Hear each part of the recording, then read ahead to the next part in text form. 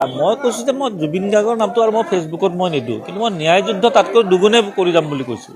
অহা পৰহিলৈ আমি PIL ফাইল কৰিম 11গৰাকী কিয় চাৰ্জশ্বিটত নাম নাহিব, তদন্তত নাম নাহিব, এইটো মই নিজে কৈছিলোঁ। আৰু মোৰ কালিৰো পোষ্ট চাব, পৰহিৰ পোষ্ট চাব, প্ৰশ্নই নাহে।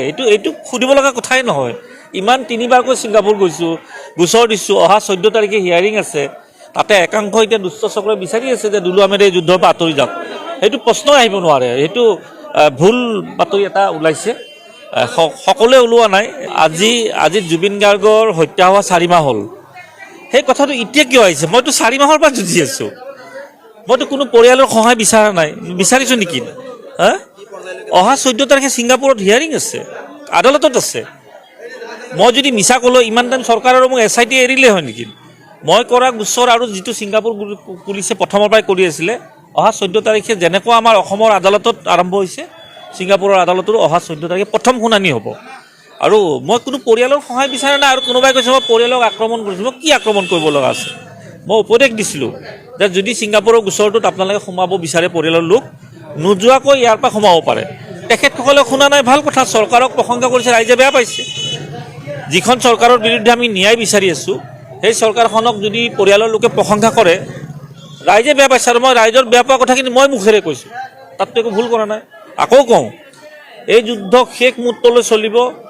ছিংগাপুৰত জাহাজত থকা 5গৰাকী যেনেকৈ জেলত আছে, সেই 11গৰাকী এটা নহয় এটা দিন অসমত আহিবই লাগিব, গ্ৰেপ্তাৰ হ'বই লাগিব। এইটো মোৰ দাবী নহয়, অসমৰ ৰাইজৰ দাবী। এইবিলাক চাওক, অসমৰ গোচৰ কি চলি আছে, মই কোন অধিবক্তা আছে, মোৰ কোনো ইচ্ছাই নাই এইবিলাকত জানিবৰ কাৰণে। মই খালি এটাই জানো, মই গোচৰ কৰিছোঁ তদন্তৰ বাবে, আৰু সেই গোচৰৰ তদন্ত চলি আছে। গতিকে ইয়াতে মইতো ইয়াত গোচৰ দিয়া নাই, মই আয়োগত দিছোঁ। ন্যায়াধীশৰ যিটো আয়োগ আছে, তাত মই শপতনামা যোগে জনাইছোঁ একেটাই কথা, 11টা শাস্তি পাব লাগিব, যিখন চৰকাৰে গঠন কৰি দিছে। চৰকাৰে এতিয়া জুবিন গাৰ্গৰ হত্যাটো নিৰ্বাচনী ইছ্যু কৰিব ওলাইছে, নিৰ্বাচনী ইছ্যু কৰি তেখেতসকলে জয়লাভ কৰিব ওলাইছে। এইটো হৈ গ'ল চৰকাৰ, যাৰ বাবে এখন জাহাজত 16গৰাকী আছিলে, ভাগ কৰি 5গৰাকীক দোষী কৰিছে, 11গৰাকীক নিৰ্দোষী কৰিছে। কোন দোষী নিৰ্দোষীটো আদালতে কৰিব, মুখ্যমন্ত্ৰী কৰিব নোৱাৰে, BJP চৰকাৰে কৰিব নোৱাৰে। যাৰ বিৰুদ্ধে মই যিটো ভাবিছোঁ, মোৰ কণ্ঠ নহয়, কিন্তু অসমৰ ৰাইজে ভাবি থকাটোহে মই গোচৰ কৰিছোঁ। মইতো উচ্চ ন্যায়ালয়তো গোচৰ কৰিছিলোঁ শ্যামকানু মহন্তৰ বিৰুদ্ধে। কোনে কি কৰি আছে, মই ক'লোঁ ন, মোৰ ইচ্ছাই নাই। মই কি কৰিছোঁ আপোনালোকে দেখি আছে। মই সদায় মোৰ ছ'চিয়েল মিডিয়াত আপলোড দি আছোঁ। কোনোবাই ভুল ব্যাখ্যা কৰিছে, দুলু আহমেদ বোলে আঁতৰি গ'ল, আঁতৰাৰ প্ৰশ্নই নাহে। বহুত আছে। মই ক'লোঁ ন, 14 তাৰিখৰ পিছত মই কিছুমানৰ নামো ক'ম। জুবিনৰ হত্যাক লৈ কোনে ব্যৱসায় কৰিছে, মানে হত্যাৰ পিছত কোনে ব্যৱসায় কৰিছে, কোনে টকা ইনকাম কৰিছে, কোনে চৰকাৰৰ গোলামী কৰিছে, কোনে বিজেপিৰ গোলামী কৰিছে, 14 তাৰিখৰ পিছত ক'ম।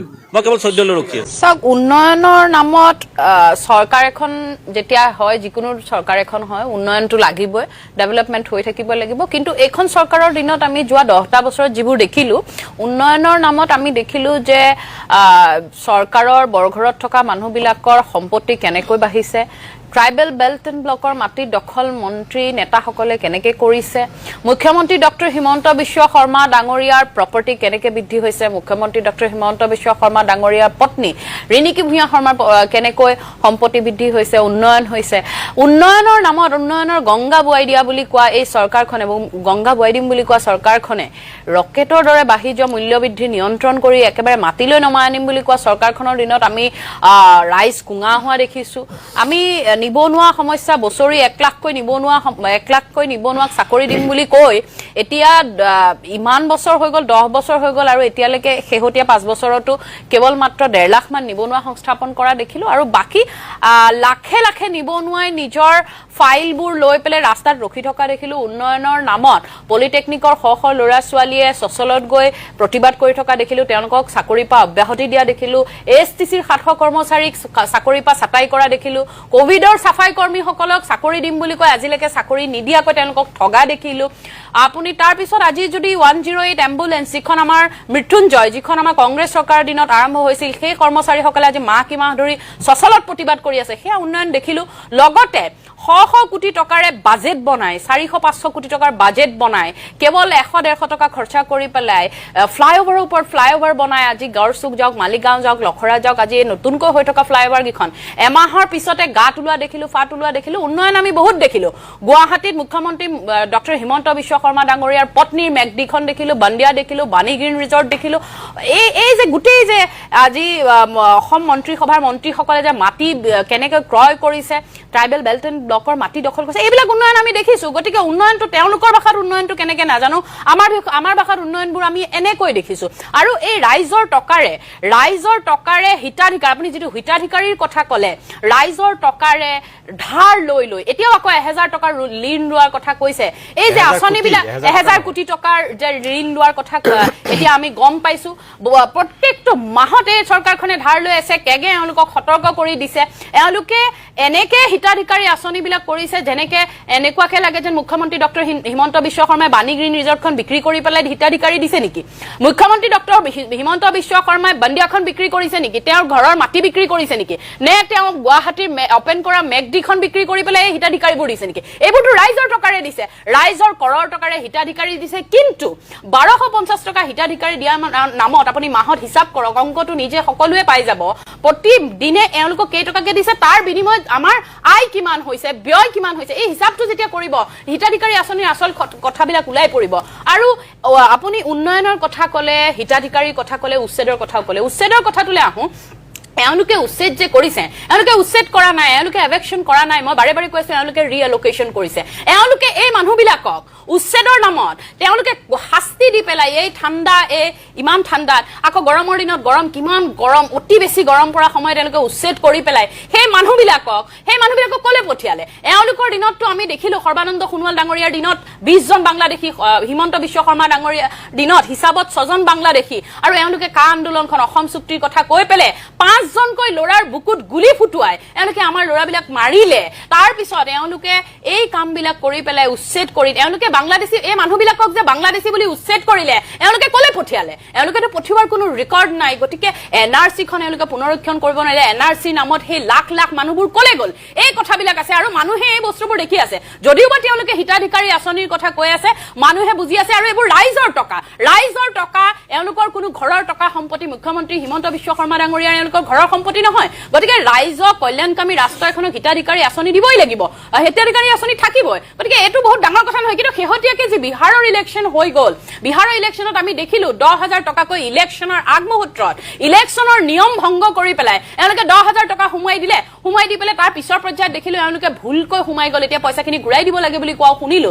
গতিকে এই যে আমাৰ লাখপতি বাদ্য উদ্যমিতা আঁচনিৰ নামত এওঁলোকে যে এই মহিলাসকলক তেওঁলোকে যে দৌৰাই শ হাজাৰ টকাৰ যে কাগজ জেৰক্স কৰাই মেখেলা ফাটি যোৱাকে চুচৰাই এওঁলোকৰ মিটিঙত বহিবলৈ বাধ্য কৰি হিতাধিকাৰী আঁচনিবোৰ দি আছে। এইবোৰতো সকলোৱে দেখি আছে। শিক্ষয়িত্ৰীসকলক ইউনিফৰ্ম চেঞ্জ কৰি পেলাই এওঁলোকে সেই ৰঙা চাদৰ কাপোৰ পিন্ধাই পেলাই যে হিতাধিকাৰী কৰি পেলাই এওঁলোকে যে মিটিংবোৰ পাতি আছে, এইবোৰ দেখি আছে। আৰু এই মিটিংবোৰ পতাৰ নামতো আজি ডিজিটেল ইণ্ডিয়াৰ কথা কয়, ডিজিটেল ভাৰতবৰ্ষৰ কথা কয়। আৰু এওঁলোকে সেই আঁচনিবিলাক ডাইৰেক্টলি বেংকত তেওঁলোকে পঠিয়াব নোৱাৰে। তেওঁলোকে ডাঙৰ মিটিং কৰি তেওঁলোকৰে প্ৰচাৰ কৰি বিজেপিৰে প্ৰচাৰ আৰু প্ৰসাৰটো কৰিবৰ কাৰণে এওঁলোকক মাতি আনি এই যে ঝুমুৰৰ নামত এই যে দুনিয়াৰ মিছা কথাবিলাক কৈ পেলাই গ্ৰিনিজ বুকত ৱৰ্ল্ড ৰেকৰ্ড কৰিম বুলি কৈ পেলাই ফাঁকি দি পেলাই আজিলৈকে ঝুমুৰৰ কোনো গ্ৰিনিজ বুক ৰেকৰ্ড নহলে, ৱৰ্ল্ড ৰেকৰ্ড নহলে, এতিয়া আকৌ নতুনকে কিবা এটা ৰেকৰ্ড কৰিবৰ কাৰণে 17 তাৰিখে প্ৰধানমন্ত্ৰী ডাঙৰীয়া আহি আছে বুলি শুনিছো। কিন্তু প্ৰধানমন্ত্ৰী ডাঙৰীয়া বাৰে আহি আছে, কিন্তু জুবিনদাৰ অনাকাংক্ষিত ঘটনা হল তাৰ বিষয়ে তেওঁলোকে এটা মাত নামাতিলে। ৰাহুল গান্ধী ডাঙৰীয়া আহোঁতে তেওঁলোকে ইমান সমালোচনা কৰিলে। আটাইতকৈ ডাঙৰ কথা এইবোৰ হৈ আছে। খনিজ সম্পদ, বনজ সম্পদ লুটপাট কৰি এওঁলোকে অৰণ্য মানৱ যাদৱ পায়েং ডাঙৰীয়াৰ মূলাই কাঠনিখন এই নৰপিশাচবোৰে জ্বলাই দিলে, যি বালিৰ চিণ্ডিকেটৰ লগত জড়িত আছে। এই কথাবোৰ ওলাই আছে। এইবিলাকৰ উত্তৰ ক'ত দিব? আৰু আটাইতকৈ ডাঙৰ কথা মই শেষ কথাটো কওঁ, জালুকবাৰীৰ দৰে ঠাইত জালুকবাৰীৰ মণ্ডল সভাপতি শংকৰ দে তেখেতৰ মই নামটো আপোনাক চাই দিছো। বহুত ডাঙৰ কথা এটা কৰিছে, সেইটো পিয়াল শংকৰ দে, জালুকবাৰী মণ্ডল বিজেপিৰ সভাপতি পিয়াল শংকৰ দে এটা ভিডিঅ'ৰ যোগে তেওঁলোকৰ বিজেপি কৰ্মীৰ হাতত অস্ত্ৰ ৰাখিবৰ কাৰণে এটা ভিডিঅ' কৰিছে। এই ভিডিঅ'টো ইতিমধ্যে আমাৰ হাতত আহি পৰিছে।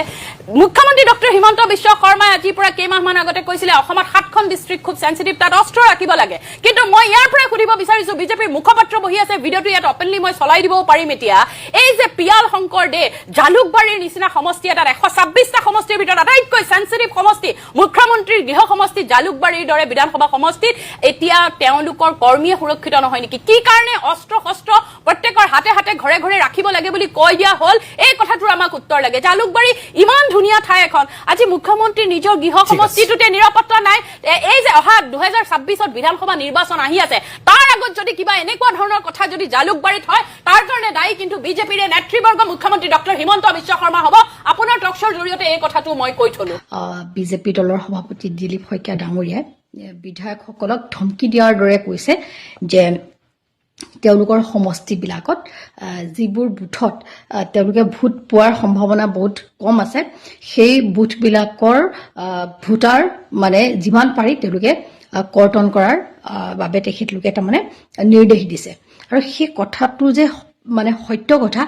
সেই কথাবোৰ ইতিমধ্যে আমি বহুত কথা গম পাইছোঁ আমাকো বহুত মানুহে জনাইছে ইতিমধ্যে আমাক হোৱাটছআপ যোগেও যে তেওঁলোকৰ ঘৰবোৰত কেনেকৈ মানে আপোনাৰ বেলেগ বেলেগ মানুহৰ নামবিলাক আহিছে আৰু ইয়াৰ উপৰিও আমি আজি দেখিলোঁ যে প্ৰতিদিন টাইমৰ টকশ্ব'ত যাওঁতে বৰক্ষেত্ৰী সমষ্টিৰ প্ৰায় 17,000 লোকক মানে তেখেতলোকৰ নাম কৰ্তন কৰিবলৈ গৈ আছে আৰু গম পালোঁ যে টিহু সমষ্টিটো প্ৰায় 11,000ৰ ওপৰত মানে লোকক মাইনৰিটি লোকক তেওঁলোকে নাম কৰ্তন কৰিবলৈ গৈ আছে আৰু নলবাৰী সমষ্টিত 4,500 মাইনৰিটি লোকৰ নাম কৰ্তন কৰিবলৈ গৈ আছে উল্লেখযোগ্য যে আজি আমি মুখ্যমন্ত্ৰী ডাঙৰীয়া এটা মানে বাইট দেখিছিলোঁ তেখেতে সেইটোত কৈছে যে মুছলিম মানুহসকলে ভোটটো মানে তেওঁলোকে একে জেগাতে দিয়ে আমাৰ হিন্দু মানুহবিলাকে ভোটবোৰ তাৰমানে এনেকে মানে ধৰক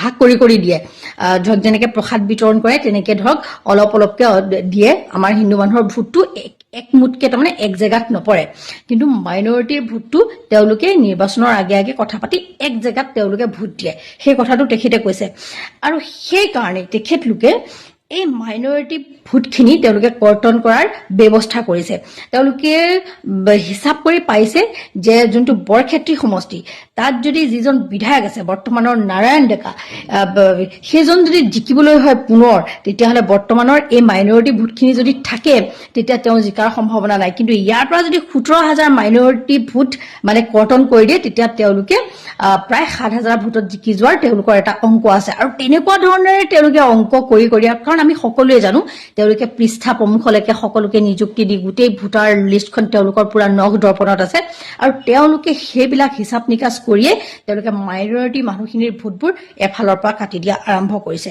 তাৰ উপৰিও আমাৰ বহু মানে খিলঞ্জীয়া মানুহৰ তাতো আমি দেখিছোঁ যে বহুত মানে বিশেষকৈ বিহাৰী সম্প্ৰদায়ৰ বহুত মানে লোকৰ নাম অন্তৰ্ভুক্ত হৈছে এইবিলাক বৰ সাংঘাতিক ধৰণৰ কথা মানে নিৰ্বাচনী আয়ুক্ত জ্ঞানেশ কুমাৰে কৈছিল যে দুদিন পূৰ্বে অহা লোকসকলক ভোটদান কৰিব পাৰিব এইবোৰ মানে একোটা বিজেপিক জিকাবলৈ যে তেওঁলোকে কৰা যে কাৰসাজি ই কিন্তু আজি একদম পুৰা প্ৰতিফলিত হৈ গৈছে আৰু অখিল গগৈ ডাঙৰীয়াৰ কথা যে প্ৰমাণ মানে ই যে সত্য সেইটো কিন্তু ইতিমধ্যে প্ৰমাণ হৈ গৈছে বিজেপিয়ে ইয়াক আচলতে হাতে কামে সম্পূৰ্ণৰূপে লাগি গৈছে 12 তাৰিখে তেওঁলোকক জমা দিয়াৰ কথা কৈছিল কিন্তু তেওঁলোকে এতিয়াৰ পৰাই ইতিমধ্যে সকলো কামত কৰিবলৈ তেওঁলোকে লাগি গৈছে তেওঁলোকে তাৰমানে যিকোনো প্ৰকাৰেনে তেওঁলোকে মানে অসমখন যেনেকৈ তেওঁলোকে বিহাৰ জিকিলে যেনেকৈ তেওঁলোকে মহাৰাষ্ট্ৰ জিকিলে যেনেকৈ তেওঁলোকে হাৰিয়ানা জিকিছে তেওঁলোকে অসমতো বা পশ্চিমবংগতো সেই একেখিনি কামকে কৰিবলৈ গৈ আছে ইয়াৰ যদি গণতন্ত্ৰই যদি মানুহৰ ৰক্ষা নহয় মানুহে যদি নিজৰ ভোটটোৰ দ্বাৰা চৰকাৰ এখন নিৰ্বাচন নকৰে সেই চৰকাৰখনে জনসাধাৰণৰ কথা কিয় শুনিব কিয় মানিব সেইকাৰণে আজি সচলত আজি 37 দিন ধৰি 108ৰ কৰ্মচাৰীসকলে প্ৰতিবাদ সাব্যস্ত কৰি আছে বিভিন্ন ফালে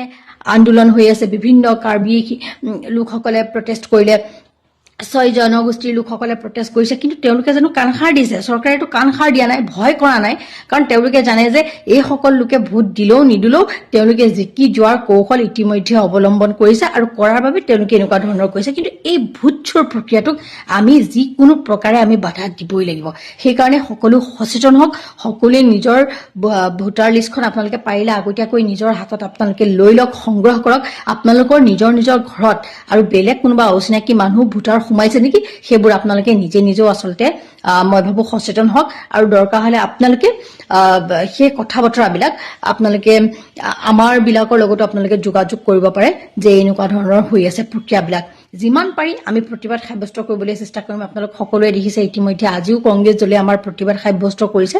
কিন্তু এইখন চৰকাৰে জানে যে এওঁলোকে যোনটো নিকা ভোটদান প্ৰক্ৰিয়াৰ দ্বাৰা এওঁলোক কেতিয়াও জিকিব নোৱাৰে, কাৰণ এওঁলোকক অসমৰ ৰাইজে ভোট নিদিয়ে, ভাৰতৰ ৰাইজেও এওঁলোকক একচুৱেলি ভোট দিয়া নাই। এওঁলোকে ভোট চুৰ কৰিহে এওঁলোকে বৰ্তমানৰ চৰকাৰ গঠন কৰি আছে।